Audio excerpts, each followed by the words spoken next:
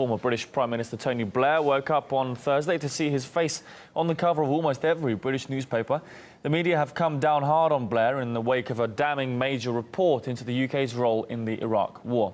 Let's take a look at some of today's front pages. Blair is being called a monster of delusion, while his case for the war is referred to as weapons of mass deception. One newspaper even went as far as to say the former Premier is spinning on the graves of those killed in the conflict. Well, the results of the inquiry were delivered on Wednesday by Sir John Chilcot. The 7-year investigation found that war was not the last resort at the time. It also concluded that Blair exaggerated the threat of weapons of mass destruction, also ignoring warnings that an invasion would boost terrorism. Well, the UK intervention contributed to the deaths of tens of thousands of Iraqis, as well as 179 British soldiers. The war also cost almost £10 billion, but the price paid by relatives of those killed British troops is impossible to estimate. I think about him so often.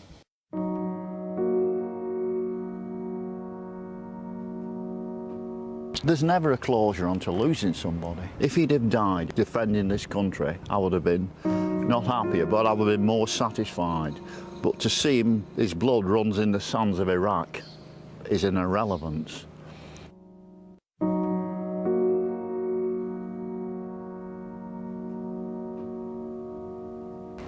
Obviously, time heals, but it doesn't help when you see people walking into the sunset that have been the instigators of it. We were proud when our husbands, sons and daughters signed up to serve our country, but we cannot be proud of the way our government has treated them. Blair has a lot to answer for. He wasn't elected to falsify intelligence and then present that to Parliament. I just want some justice for these soldiers. We can't bring Lee back, but you know, hopefully his name will be remembered for the change in the way soldiers are treated in the future, families are treated in the future, the way we go to war in the future, and he'll be remembered for that as well as the hero that he was. There is one terrorist in this world that the world needs to be aware of, and his name is Tony Blair, the world's worst terrorist.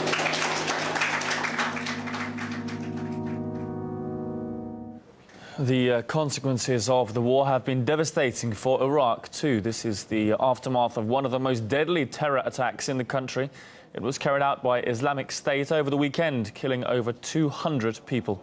After the results of the Iraq inquiry were announced, Blair came out with a passionate speech. He apologised for mistakes he made in the planning of the war, but defended his decision to join the US on the battlefield. I did it because I thought it was right. The Chilcot report has embarrassed and inconvenienced Tony Blair, to say the least. But the inquiry is not likely to result in any kind of legal consequences for the former Premier. Murat Gaziev has this report. Leaders can fall.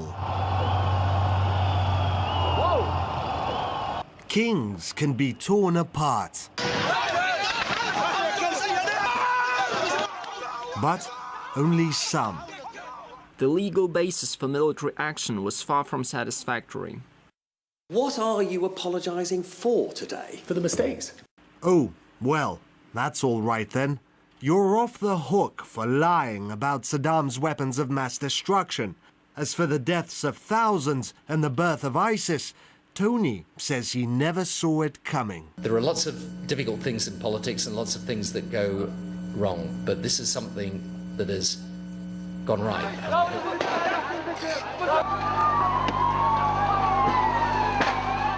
But hey, at least you're sorry, Tony. Carry on. And speaking of untouchables... My biggest, regret is what happened in Benghazi. Regret. An ambassador of the United States murdered in Benghazi under Clinton's watch. Officials in Washington failed our men and women on the ground when they were in need of help. The official report says it was her fault. But was it really her fault? I think it's pretty clear it's time to move on. Okay, let's. Now, what about those emails, Hillary? The classified ones, which affected the security of all Americans.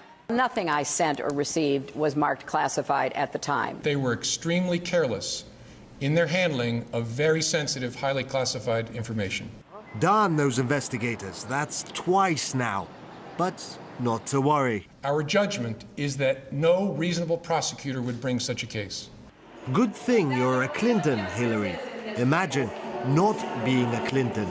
This is not to suggest that in similar circumstances, a person who engaged in this activity would face no consequences. Transparency is a hell of a thing. Take Obama's drone wars. He was open, honest about illegally bombing Pakistan. No secrets. Of course, mistakes happen, like dead civilians. What the national security team and the intelligence community is attempting to do is to break some old habits and bringing transparency to this element of our national security strategy and our counterterrorism strategy. Or not. The rules of transparency, it seems, do not forbid drastically understating civilian casualties. After all, you're the most powerful man in the world. It doesn't look good in this appearance of impropriety, of there being one set of justice and legal standards for one set of people, and there being another set of standards for the rest of us. The rules are different for them, not what they are for you and me. Kill thousands, bomb continents, murder your enemies, and then apologize. Morad Gazdiev, RT.